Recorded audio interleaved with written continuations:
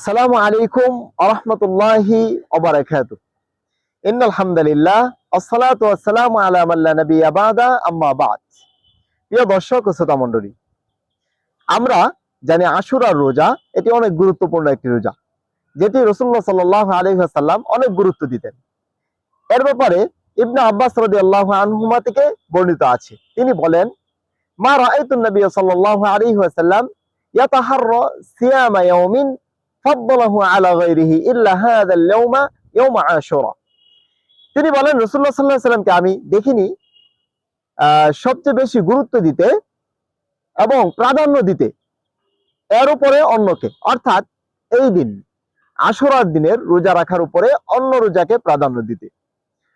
ওয়া হাযা শাহর রমাদান, আরেকটি হচ্ছে এই মাস তথা রমাদান মাস, মানে রমাদান মাসের রোজাকে রাসূলুল্লাহ সাল্লাল্লাহু আলাইহি ওয়াসাল্লাম অনেক গুরুত্ব দিতেন, পাশাপাশি আশুরা রোজাকে অত্যন্ত গুরুত্ব সহকারে পালন করতেন এবং অন্যকে পালন করার জন্য নির্দেশ দিতেন।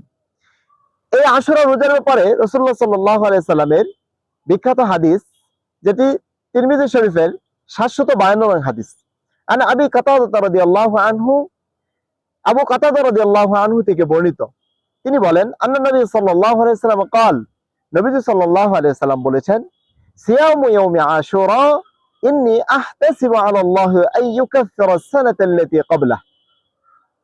যে আশুরার দিনের রোজা, নিশ্চয়ই আমি আল্লাহ তাআলার কাছে আশাবাদী যে তিনি মাফ করে দিবেন তার পূর্ববর্তী বছরের সকল গুনাহ।